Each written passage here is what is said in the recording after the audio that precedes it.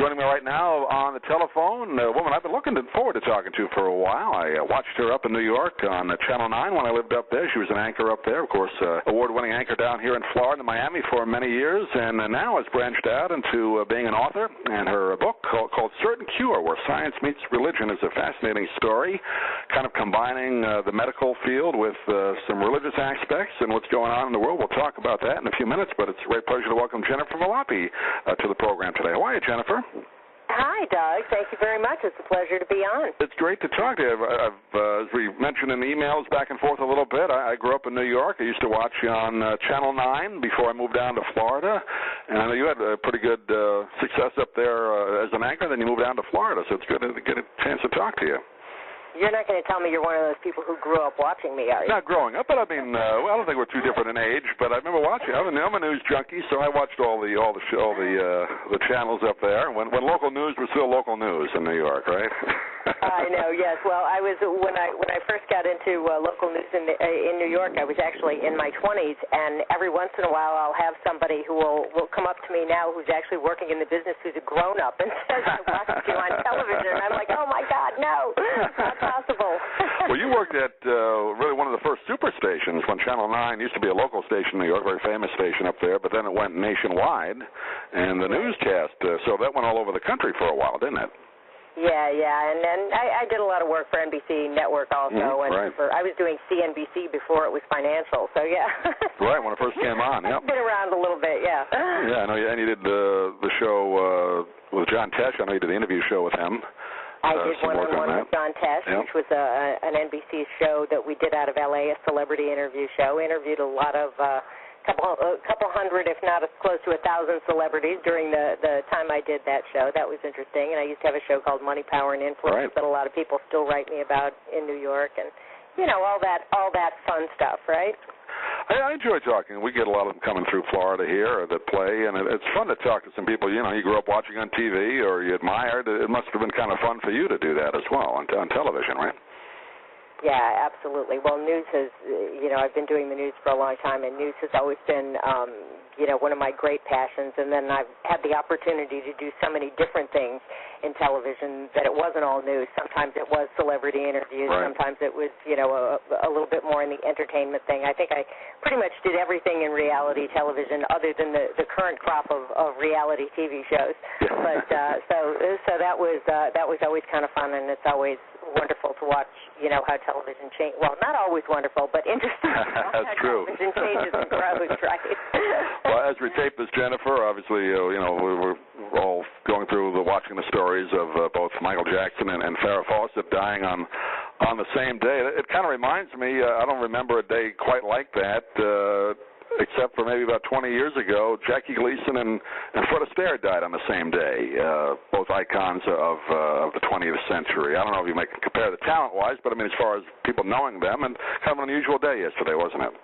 Yeah, it certainly was. I'd actually never met Michael Jackson. I have met Farrah Fawcett before, and she was a lovely, charming, and very beautiful woman, and obviously we all expected her to pass sometime, soon, and then just to kind of get hit by this whole Michael Jackson thing out of nowhere. I mean, he really was such an icon and had such an impact on so many people's lives, and whatever you thought of all the scandals that surrounded him, I mean, he was just an amazing talent. And so to see that happen in the same day, I mean, when I heard about Michael Jackson yesterday, my first reaction was, Princess Diana was kind of the last time that something really hit people, I think, in the same way. Right, for an unexpected death. Yeah, you're right. Jackie Gleason and Fred Astaire were older at that time, but I was talking about two icons in the same day. But yeah, Princess Diana was unexpected with that auto crash. So it seems to have affected a lot of younger people. I guess they maybe have different feelings about him than maybe some of us who are a little older. Dealing with the scandals that he went through, we have probably different thoughts about him. But he did touch a note in people's lives, didn't he?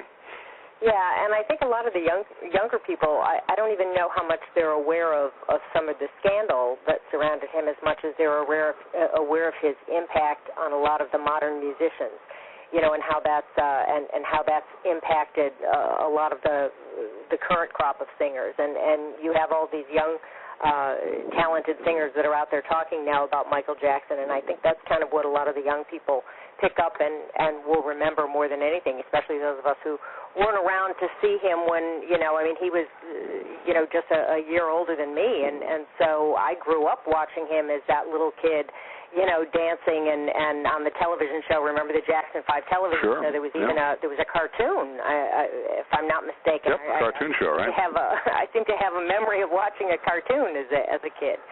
So, it had a different impact. And then the Michael he became later in life was just so different from that early Michael Jackson. It really was, yeah. They had the appearances on Ed Sullivan. They showed some of those clips with the whole family together, and then somewhere along the line something went awry, but that's a whole other story. We won't get into that, but I'm sure we'll hear a lot about it over the next few weeks on the TV. But do you miss that type of coverage, Jennifer? I mean, you've covered so many big stories going back to the Gulf War and I guess, the 9/11 and things that happened in Miami. You anchored there for so many years. TV news has really changed, hasn't it, in the last 10 years? Yeah, well, I've been off the air for about 3 years now, and the day-to-day. I mean, I did television. Literally, my first job in television, I was 20 years old, and the day-to-day television is not so much what I miss, but I definitely miss when there are important breaking stories, because the idea of covering a 9/11 or the Gulf War breaking out and things like that are so crucial to our existence. That's when journalism really comes into play, and when you feel that you are holding the public trust in your hands, and this is what you need to do. This is your job. And so when big news happens, I'm always a little like, I wish I could, help in some way on that. But at the day-to-day, I'm having so much fun writing, and I I was always a writer. Obviously, that's how I got into television in the first place. Mm-hmm. But, writing has always been such a great passion of mine, and writing novels, writing fiction after coming from, a lifetime of doing hard news primarily. Writing fiction is like such a joy. I mean, I can just make this stuff up. It's great. Well, we're talking with Jennifer Valoppi, and let's talk about the book. It's called A Certain Cure, Where Science Meets Religion, and the story of it is fascinating. Just to give a quick synopsis of it, it's a woman who's dealing with cancer, and they inject kind of a microchip in her that supposedly is supposed to cure it, and then a lot of other things go on as well. There's kind of a religious aspect to it. It's a great idea, and did that stem out of a story you covered somewhere along the line, maybe the medical field, or how did that come about? Well, it came from a lot of things. I mean, I did an enormous amount of research, as you can imagine, on this book. Having been an investigative reporter and everything else, I like to keep everything authentic. So most everything in the book is absolutely true and factual, with the exception of the plot line, of course. Mm-hmm. But, essentially every time there was a major disaster, a 9/11, a tsunami, an enormous earthquake, a hurricane, something like that, invariably somebody would always say to me, didn't Nostradamus predict that?